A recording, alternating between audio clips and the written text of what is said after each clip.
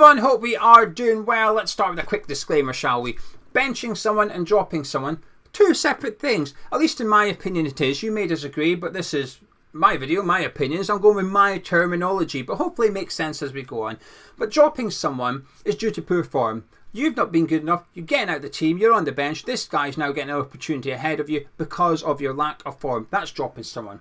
You could argue Saeed Benrahma away to Brighton this season was dropped due to form. You could also argue it was tactical because Paqueta went out to the left and Alvarez came in.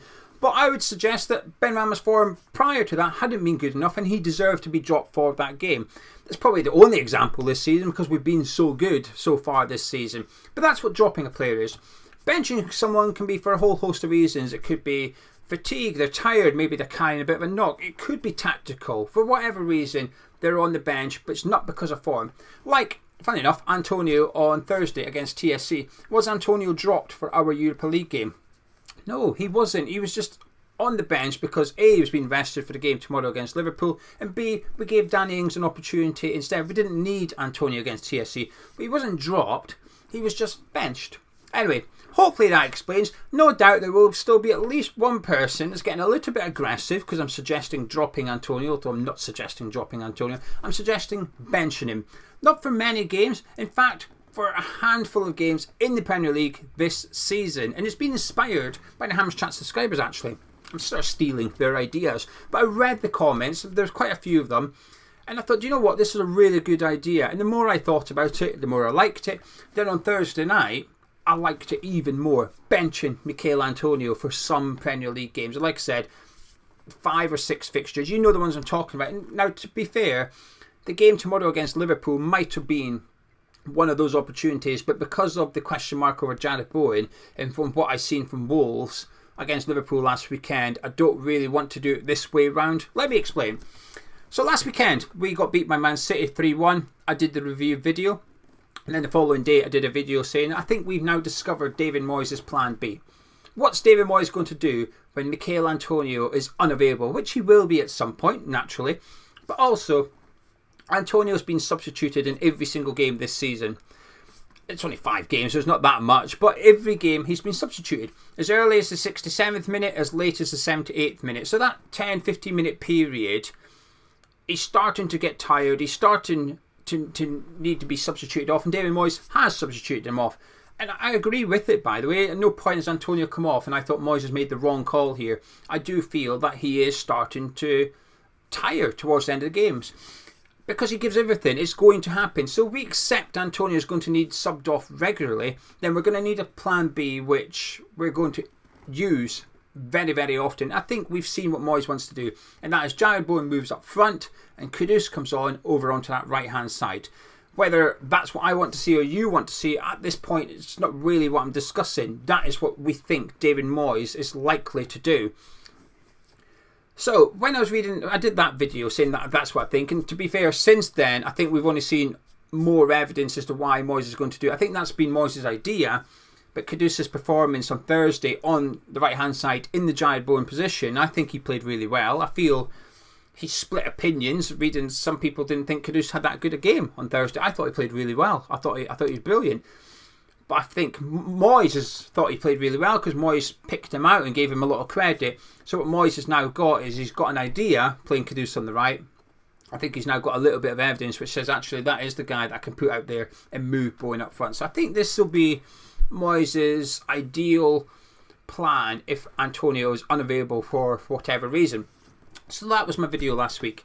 And in the comment of those 2 videos, the review and the plan B video, there was quite a few subscribers suggesting that we need to bench, not drop, bench Michail Antonio. And actually against Man City, it would have been handy to have Antonio on the bench coming on for the last 20-30 minutes rather than coming off and us doing the Jared Bowen thing.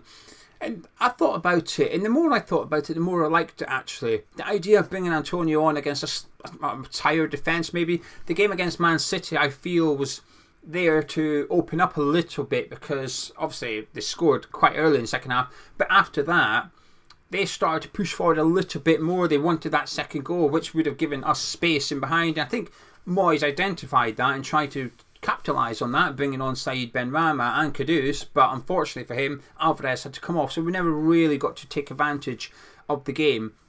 But because of it, some subscribers were suggesting maybe don't start Antonio in these games and have him on the bench so we can bring him on. And I quite like it. And on Thursday, we got a little bit of a taste of that. Now, it's a completely different game altogether, playing TSC at home compared to Man City at home or Liverpool away tomorrow. It's completely different. But those are the types of games where you would do the Antonio thing. Next weekend, we play Sheffield United. No, Antonio starts that game. But there is also an argument he doesn't start it. And actually, because we are more likely to have possession of the ball, the idea would be that if we do go a goal up and we are able to play counter-attacking football, that's when Antonio will be able to cause most harm to the opposition. But Thursday night, we needed a goal. Antonio came on and it changed. I do feel like it changed. Now, again, the counter-argument will be, well, TSC were tiring, so it was easy for Antonio to make an impact. But that's the point. The point is to bring Antonio on when defences are tiring. And I just feel his presence on Thursday made a big difference for us, actually. We just looked better going forward with Antonio on the pitch. And like I said, I think Ings had a decent game. It's just not as a striker. It was almost like his build-up play was really good, but that's not what we needed from him. We needed him in the box. But then bringing Antonio on would give us that because, like I said, he's been subbed in every single game so far this season. So this week, I was actually thinking maybe against Liverpool, we don't start Antonio. Maybe the subscribers have got a really good point here.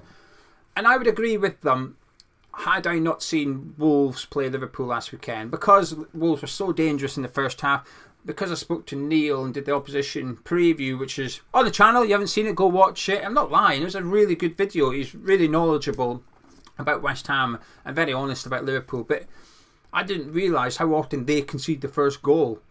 And that's when I thought, actually, no, I want Antonio on from the start at Anfield. But prior to being handed this information, I was thinking maybe the subscribers are onto something. Maybe Bowen up front, Kudus on the right and Benrahma on the left is the way to go in some games. And maybe not Benrahma, but someone else on the left-hand side and bringing Antonio on. And I quite like it. I think to have that flexibility would be a really handful thing because Antonio, let's be honest, he's getting on a bit. So he never used to have to get subbed all the time. He'd quite consistently play 90 minutes under David Moyes, and we've lost that now by the looks of it, which is okay, it's expected. But let's make sure then we've got a plan. And I think sometimes to get the best out of Antonio, it might be to have him on the bench and bring him on. But the other thing we'll see is earlier substitutions, whereas Moyes, he's got better with his subs. He has got a lot better. But sometimes it can be a little bit like, come on then, let's go. And that's why I gave him credit for the Man City ones, because while it didn't work, we never got to see what he wanted. The intent to make the subs first and to go attacking were there. And I liked it from him, actually. I did like it. But if he had Antonio on the bench, I feel like I could almost guarantee that Moyes would make substitutions a bit earlier. If we needed a goal, he wouldn't wait until the 70th minute. He'd be on the hour mark. He'd be getting Antonio on that pitch. And so, yeah, this is the subscribers' idea, to be honest with you. There's quite a few of them. Otherwise, I'd say who it was. And this is why I like the comment section, because I'm open to changing my mind on a lot. I don't know if I've changed my mind on this. I didn't think Antonio had to start, and that was that. But I read the comments. A lot of subscribers suggesting, I thought, you know what, I like this. I'm stealing it. Not stealing it. I've been inspired by the subscribers on this one.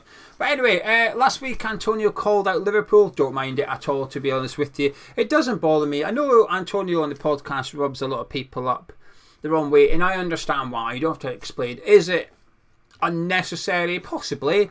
Is he going to look a little bit stupid if we get thumped 3-0 at Anfield tomorrow? Yeah.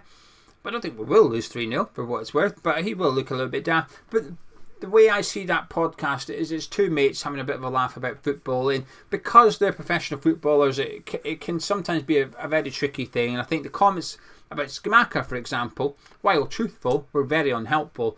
But to have him backing us to finish above Liverpool, I don't agree with it. I don't think we will. I don't think we'll get anywhere near them, truth be told.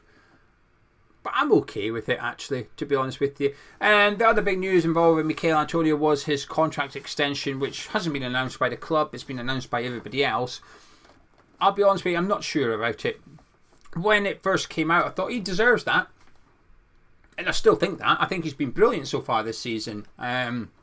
Man City game last week, I feel he split opinions. I think Kudus on Thursday, Benram on Thursday, split opinions in the comment section. Some thought they had good games, some thought they had poor games. Antonio last week was the same. Some thought he had a good game against City. I thought he had a poor game. I thought he was ineffective, but I thought he looked uninterested at times. But it's a very unforgiving job, being the lone striker against Man City. There's not much to go on, but I didn't think he played very well. And that's not his one-on-one chance, by the way. I think it's a difficult chance. He's got Diaz breathing down his neck. He's got to try and get away from him.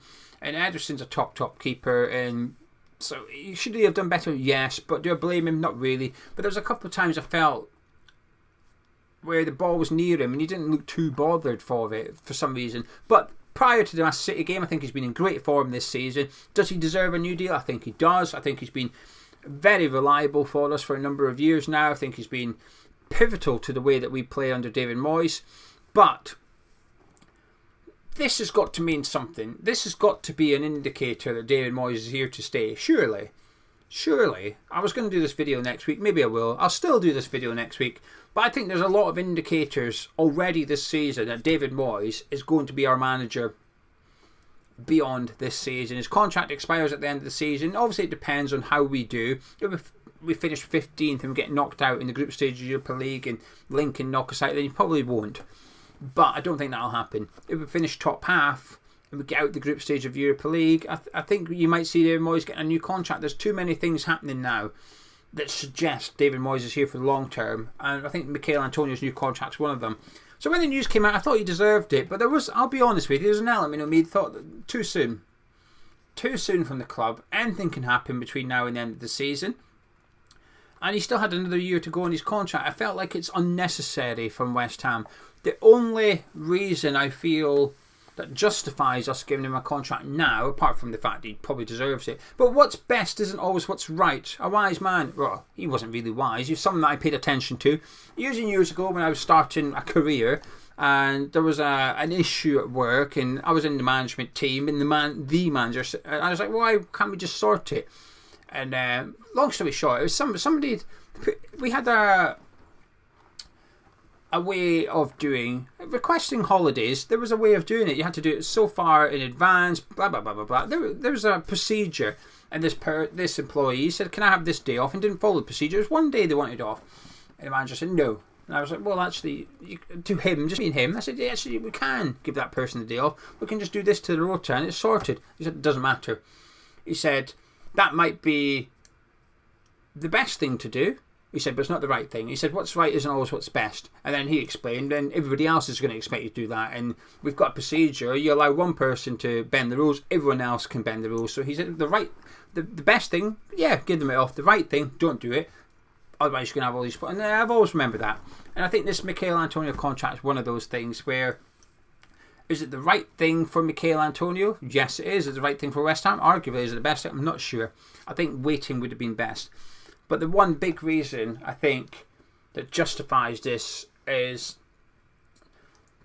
Antonio now knows where he is. He's obviously been linked with a move away. He was in January on said podcast where he was flirting with a January move. Oh yeah, there's clubs after me. We'll see. If I go, I go. If I stay, I stay. He was open to a move. I think that was quite clear. Again, in the summer, linked with moves away. Linked to Saudi, but never really... I don't believe a bid ever arrived. Wolves wanted him. Again, Everton wanted him. No bids arrived, but he was linked with a move away and he was open to it. So I think West Ham giving this contract just nullifies that. Says to Antonio, here you go, you sign this, you stay at West Ham. Get your head down. No talk of moving away. Tell your agent to do one. This is it. Because that contract takes him up probably to retirement. I wouldn't be surprised if he retires at West Ham. Possibly does 10 years with us, and he's already our leading Premier League goal scorer. Won our first major trophy in 43 years with him as the main striker. Cult hero status secure. Some people will consider him a West Ham legend. I understand why. But I just think it was maybe a little bit early for us to give him the contract. But I get why we've done it. So anyway, there you go. Maybe Moyes should bench Michail Antonio for some games. And if you disagree with me, that's fine. But you'll be disagreeing with a lot of subscribers.